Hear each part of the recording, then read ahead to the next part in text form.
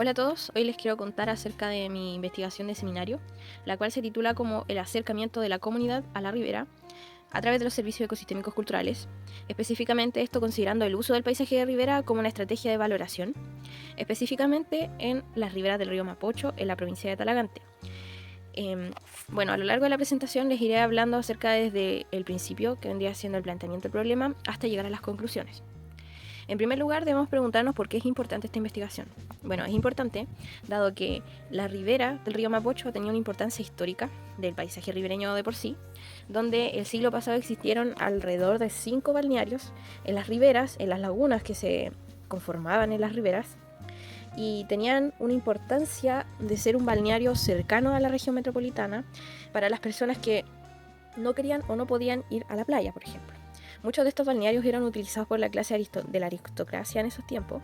y en la actualidad ninguno de estos balnearios existe, dado que muchos de estos, que eran estos 5, eran en Peñaflor, en Talagante y en El Monte. En la comuna de Padre Hurtado no existió algún balneario de una importancia como estos otros 5. Estos balnearios también atraían turismo a las comunas y también eran espacios de recreación donde se le daba un valor distinto a las riberas.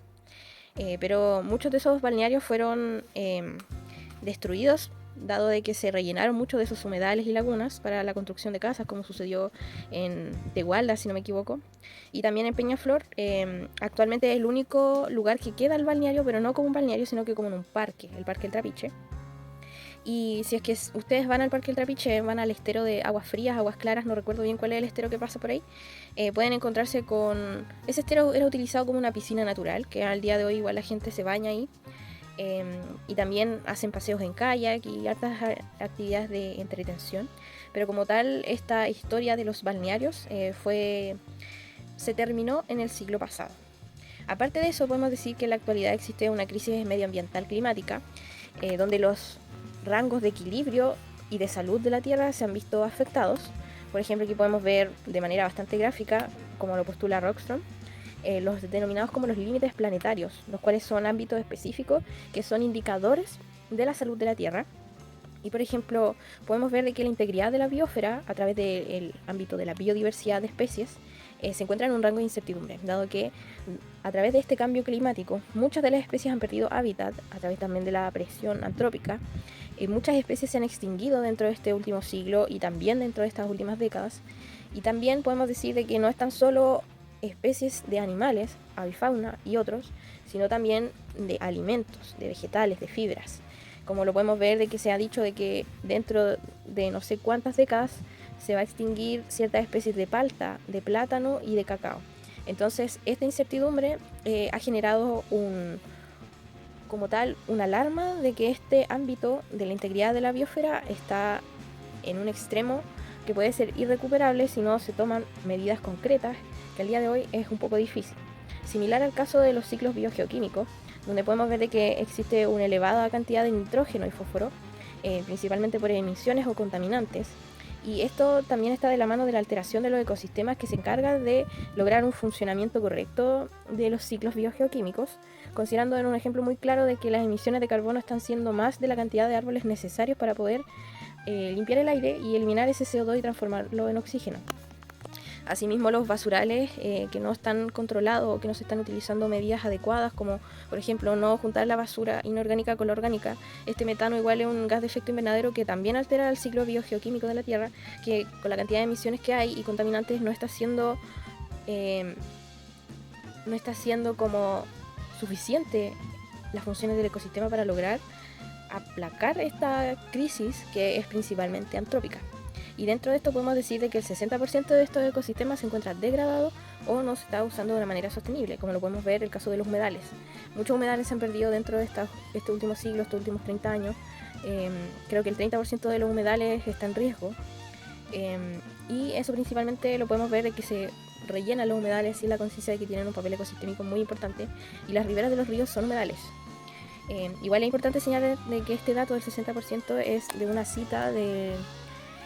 2005, entonces han pasado casi 20 años, por lo tanto esta cifra quizás pueda ser mayor, y la crisis medioambiental climática es un elemento fundamental para considerar que es importante valorar las riberas. Asimismo, podemos ver que a lo largo de la zona metropolitana, donde se emplaza este estudio, existe una deficiente gestión, planificación y regulación, dado que la mancha urbana de la superficie urbana consolidada de la región metropolitana, como podemos ver aquí en las imágenes, se ha ido expandiendo hacia todos sus límites, y es importante considerar de que esta expansión ha llegado de manera bastante fuerte a la provincia de Talagante, y se espera que esta expansión metropolitana continúe. Esto va muy de la mano con el crecimiento poblacional que ha sufrido cada una de estas comunas de la provincia. Es importante considerar aquí, y que lo voy a explicar más adelante, que no se está considerando la comuna de Isla de Maipo para este estudio, solamente estas 4 comunas: Padre Hurtado, Peñaflor, Talagante y El Monte. Y aquí podemos ver datos del censo del 2002, 2017 y la proyección del INE del 2024, en el que podemos ver que existe un aumento de población considerable, y esta tendencia espera seguir aumentando. Al igual de lo que ha sucedido a nivel mundial, la población ha aumentado progresivamente y lo seguirá haciendo.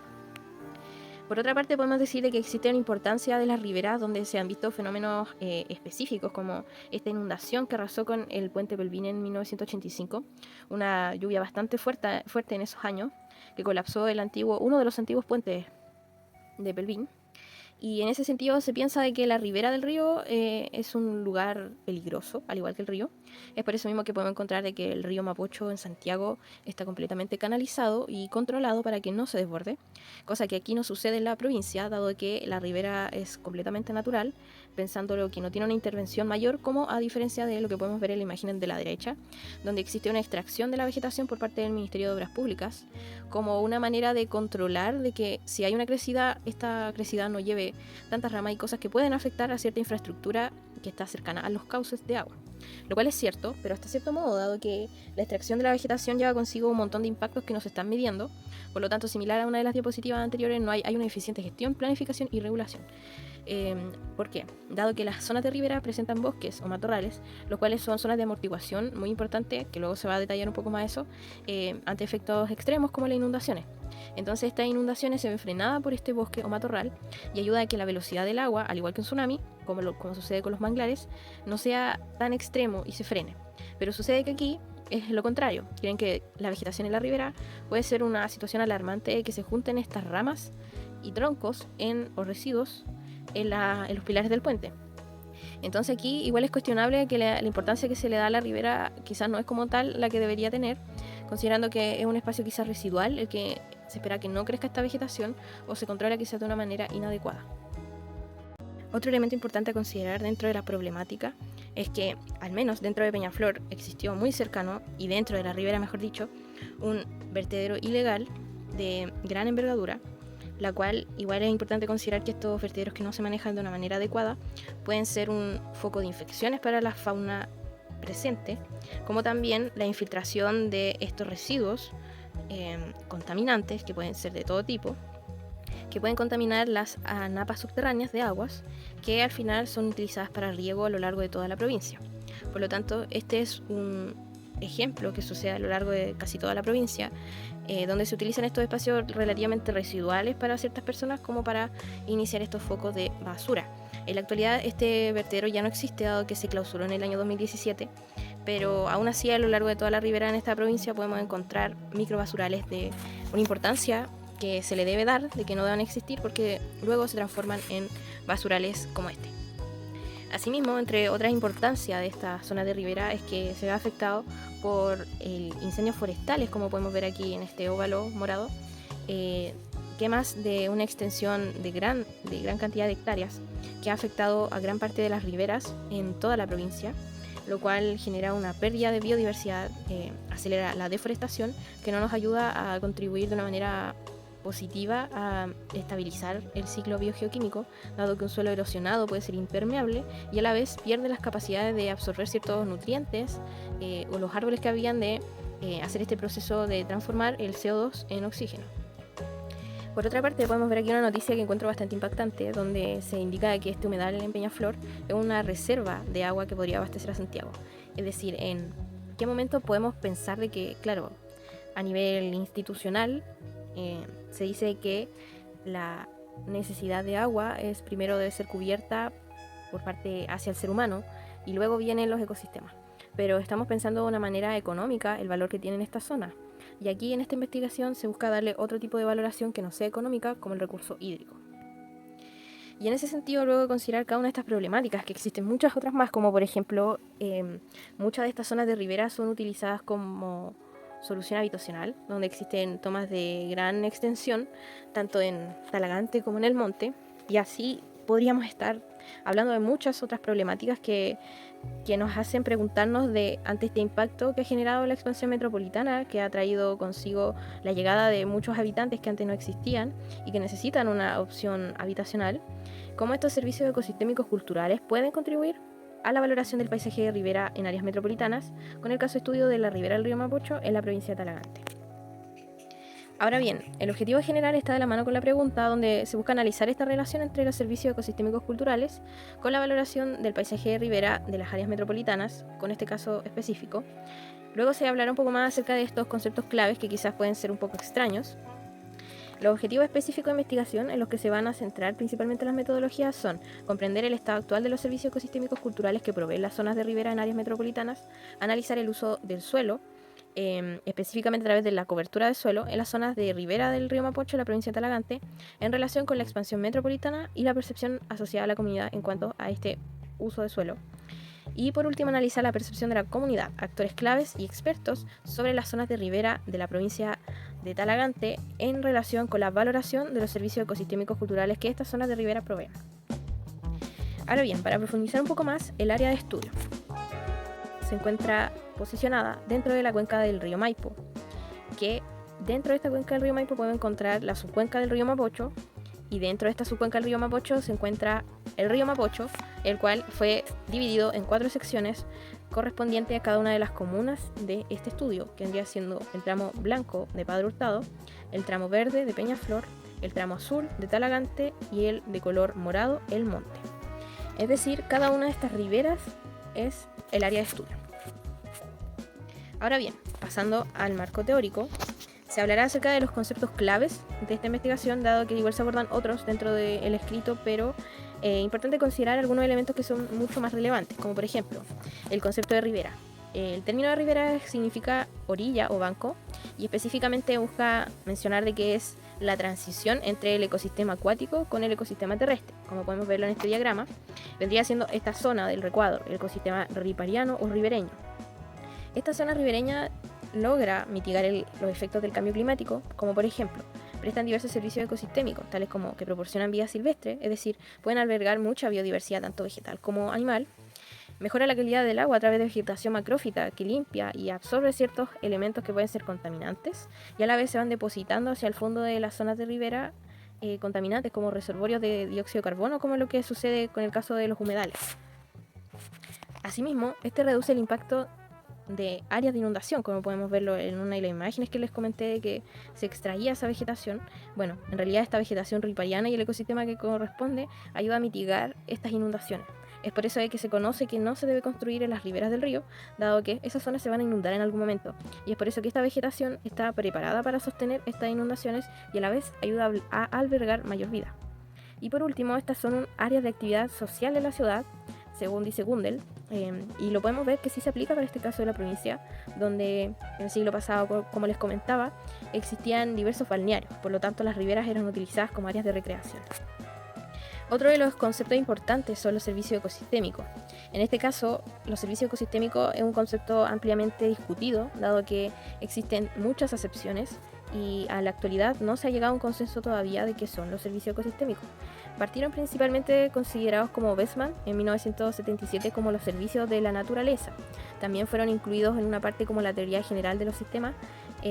también aproximadamente en ese año, pero ha ido mutando con el tiempo esta concepción. Pero podemos quedarnos con que principalmente este concepto deriva de servicios, procesos, conceptos y flujos. Y en ese sentido nos preguntaremos cómo lo iremos a considerar, como beneficios, como servicios, como componentes, flujos o procesos. Bueno, todo depende de qué enfoque le queramos dar a este concepto y cómo se aplique. Por ejemplo, pueden ser servicios si se ven desde una mirada antropocéntrica, que lamentablemente ese es el concepto que se le da a este concepto, por decirlo de alguna manera, pero para este estudio no lo esperamos considerar de una visión antropocéntrica, pero aún así este es el concepto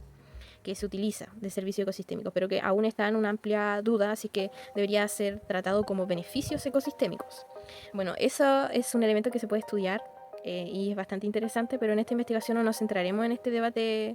epistemológico de algún modo, conceptual y teórico de este concepto. Pero aún así, los servicios ecosistémicos también son componentes, como por ejemplo los componentes de la naturaleza que ayudan a prestar beneficios y funciones específicas. También los flujos de la naturaleza, donde existe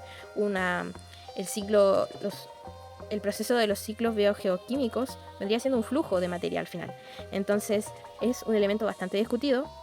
pero para este caso lo vamos a considerar como beneficios o servicios que la naturaleza entrega al ser humano y las diversas especies que componen ese ecosistema. Ahora bien, lo que sí se ha llegado a cierto acuerdo es que dentro de estos servicios ecosistémicos existen 4 tipos, los cuales son los servicios de aprovisionamiento o provisión, de regulación, de soporte o apoyo y culturales. Los de provisión vendrían siendo los recursos que proveen los ecosistemas, como el agua, los alimentos, la fibra, etc. Los de regulación son como por ejemplo las zonas de ribera son áreas de amortiguación y también ayudan a regular el clima. Por ejemplo, la existencia de bosques y matorrales permite el desarrollo de microclimas.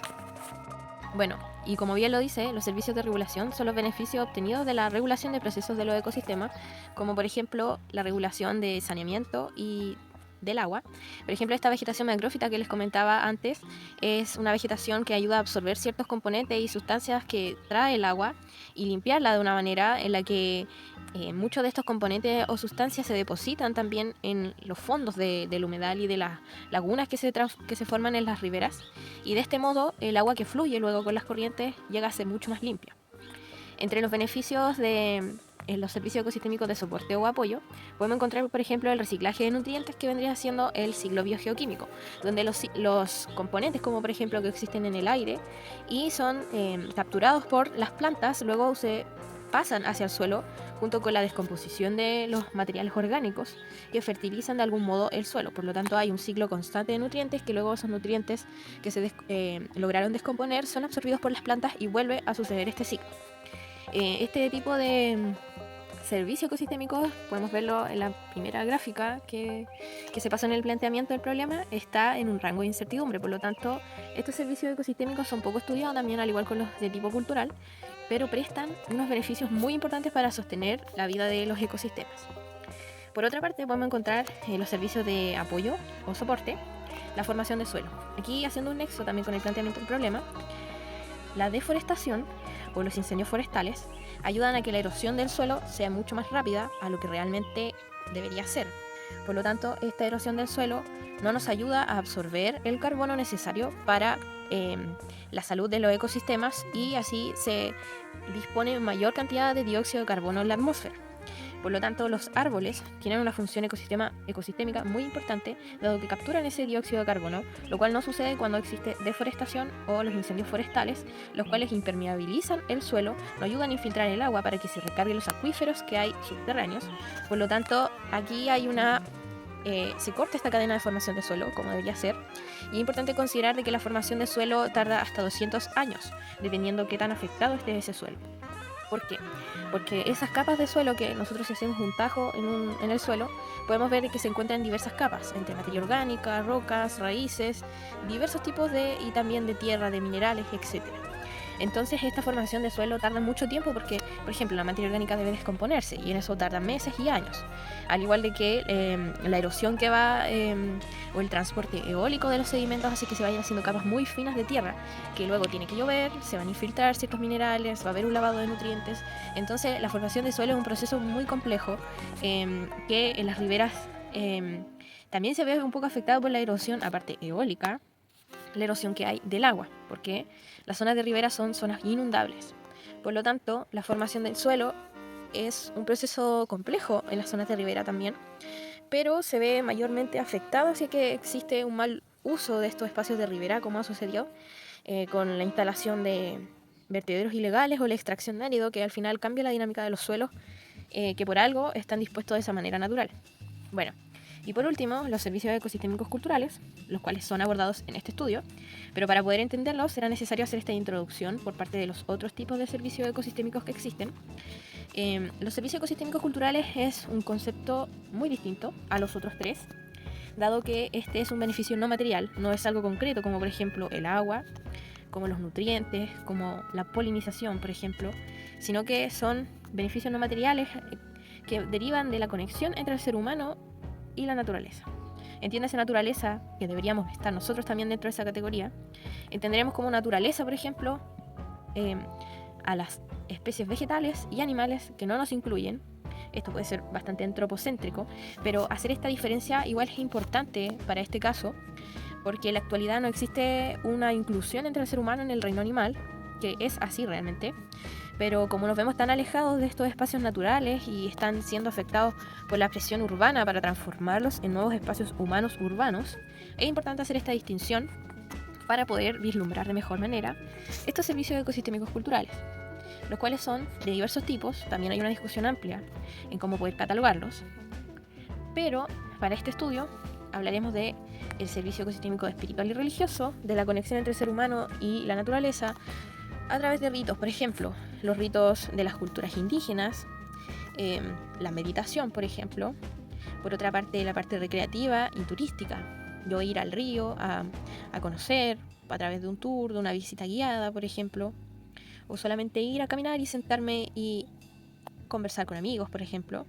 Y eso igual está de la mano con otros servicios ecosistémicos como el tipo de estético y de inspiración.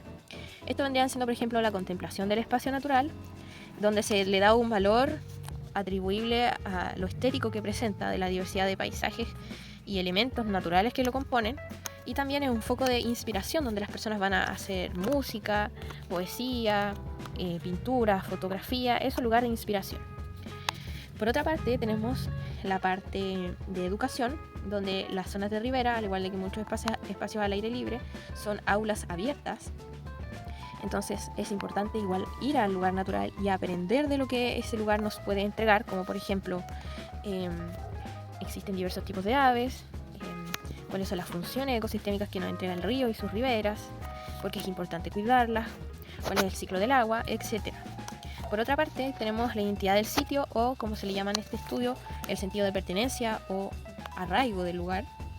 donde las personas se sienten identificadas y parte de ese espacio,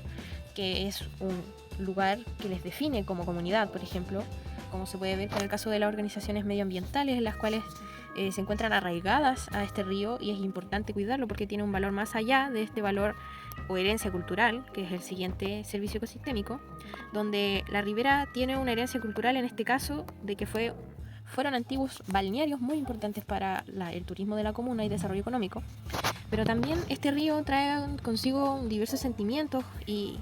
acciones también dentro de este sentido de pertenencia, que generan un legado para las futuras generaciones, la importancia de preservar esta zona para que las futuras generaciones puedan conocer este lugar como lo conocieron las generaciones actuales. Y también dentro de este valor de legado también está el valor de existencia, dentro de este estudio al menos. El valor de existencia vendría siendo el valor que tiene intrínseco el río y la ribera, porque es importante, porque tiene muchas funciones y todo el valor que ya hemos mencionado a lo largo de lo que se lleva hasta ahora de esta presentación.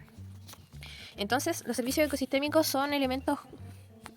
que se pueden estudiar mucho, dependiendo del contexto al que queramos hablar y aplicar. Pero para este estudio nos vamos a centrar en esta conexión específica entre el ser humano y la ribera, dado que nos prestan diversos servicios ecosistémicos culturales, como los podemos mencionar aquí, que se irán abordando luego en los resultados. Otro concepto importante es el del paisaje. El paisaje, al igual que los servicios ecosistémicos, tiene diversas acepciones dependiendo de la perspectiva y la disciplina de la que se quiera identificar y definir este concepto. Por ejemplo, en términos del paisaje desde la geografía, esta es una parte de la superficie terrestre enmarcada por límites geográficos. Por ejemplo, la ribera es un paisaje que está contenido por la cordillera de la costa, este cordón montañoso, que hace que el río Mapocho se curve en vez de seguir de una manera recta como lo hace en el centro de Santiago. Se debe curvar en dirección al sur, dado que la cordillera de la costa es un límite geográfico que hace que este paisaje se transforme y logre pasar el Mapocho. Allí tenemos una definición, por ejemplo. Otra perspectiva es una perspectiva ya más subjetiva, desde la literatura también, donde el paisaje depende de las percepciones de las personas. Por ejemplo, la ribera para mí puede ser un lugar hermoso, un lugar de contemplación y de admiración, pero para otra persona puede ser un espacio residual, que quizás no es necesario tener tanto bosque, tantas rocas, sino quizás es mejor utilizar ese espacio y colocar un camping o colocar un edificio, por ejemplo. Entonces, en este caso, la percepción subjetiva es muy importante porque todos los paisajes son muy distintos al solo verlos y admirarlos y contemplarlos, pero también son distintas las emociones que se producen a la hora de admirar este paisaje. Y de hecho hay una cita muy interesante que está dentro del escrito de esta investigación, de que el paisaje se da cuando tú lo miras. Es algo muy poético también. El paisaje se ha utilizado también desde la percepción subjetiva, por la poesía, por las canciones, la música. Y por otra parte llegamos a una discusión un poco más teórica de considerar el paisaje como un producto social.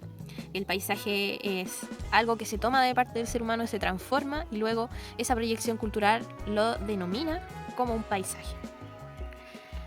Ahora bien, otro de los conceptos es la valoración. La valoración es entendida desde diversas perspectivas, por ejemplo, desde la perspectiva monetaria. Existen diversos estudios también dentro de los servicios ecosistémicos en general, que ven a los ecosistemas como con un valor. Por ejemplo, ¿cuánto vale un humedal? ¿Cuánto vale un pato? ¿Cuánto vale los juncos, por ejemplo? ¿Cuánto valen las rocas y los áridos que hay en el río? Esta visión monetaria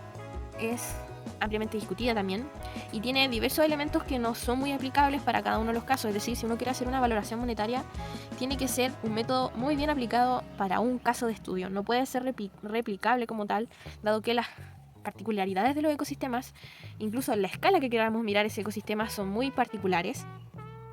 Y en ese sentido, la valoración monetaria también tiene otras dificultades, como por ejemplo la moneda y el momento en el que se quiera valorar monetariamente ese espacio. Dado que, por ejemplo, yo hice el ejercicio y está dentro del informe, que la valoración monetaria que se le da en uno de los ejemplos de un artículo hacia los ecosistemas en general, es decir, no considerando cada uno de los elementos que pueda tener dentro de él, se le daba un valor en la moneda de dólares, pero si lo aplicamos luego a la actualidad en pesos chilenos, el valor que tiene ese ecosistema cambia radicalmente. Y también se debe considerar de que hay ciertos elementos de los ecosistemas que varían en su disponibilidad, por ejemplo, donde el agua quizás antiguamente, en el siglo pasado, era un recurso abundante, un recurso renovable, pero en la actualidad nos encontramos poco a poco con una escasez que ha llegado a hacer de que el agua suba su valor por sobre el que era anteriormente. Por lo tanto, esta valoración monetaria no es muy aplicable, al menos desde mi perspectiva, considerando también la variedad de artículos que leí sobre este tipo de valoración. Es bastante complejo, pero es utilizable, es aplicable, pero hay que tener mucho cuidado con cómo lo queremos llevar a cabo. Por otra parte, tenemos la valoración ecológica, la cual tiene un poco más una dirección hacia la valoración ya un poco más cuantitativa, más específica, que busca relacionar cómo podemos diseñar elementos de decisiones en torno al ambiente. No voy a profundizar esta valoración ecológica porque es bastante compleja, al igual que la de tipo monetaria, pero sí voy a profundizar un poco en la valoración sociocultural. La valoración sociocultural no se utiliza tanto, dado que es bastante complejo incluir esta importancia de las perspectivas de las personas, que es un componente subjetivo más allá de objetivo, y en ese sentido es complejo poder integrar lo tangible con lo intangible, pero creo que es importante, al menos para este estudio como se ha concebido, de que para poder valorar un ecosistema, como en el caso de las riberas, también necesitamos incluir a quienes son parte de los que utilizan esos espacios de ribera, que son los seres humanos. Por lo tanto, para este estudio, la valoración sociocultural es sumamente importante porque tenemos un patrimonio cultural y natural que debe ser valorado, pero debe ser valorado por el ser humano, dado que las mismas especies que ya habitan en esa zona valoran ese lugar porque es su propio hábitat. Entonces, la valoración sociocultural aquí aparece como una posibilidad de integrar a la comunidad. Y de este modo vamos a poder conocer un poco más las percepciones de las personas y cómo de ese modo lograr una conservación, una protección mucho más efectiva que, por ejemplo, de manera monetaria. Otro elemento importante mencionar aquí es que para este estudio que se menciona esta gráfica, la valoración sociocultural que se utiliza dentro de otros estudios también, se hizo una revisión de cuáles eran los mejores métodos para aplicar esta valoración y fue específicamente las encuestas, porque las encuestas nos ayudan a sistematizar de una mejor manera las respuestas subjetivas, pero a la vez ayudan a realizar esta participación comunitaria específica. Ahora bien, pasando hacia la metodología, explicaré de una manera un poco breve la metodología, ya que se realizaron muchos procesos, dependiendo cada uno de los métodos utilizados, Y para poder replicarse este tipo de estudio, igual se recomienda hacer ciertos ajustes a la metodología, dado que para este caso de estudio se logra aplicar bastante bien la metodología. Hay algunos elementos específicos que se pueden mejorar, dado que siempre, por supuesto, las investigaciones son ensayo y error, pero si es que se desea aplicar este tipo de metodología, se recomienda considerar todos los elementos específicos del ecosistema al que se quiere evaluar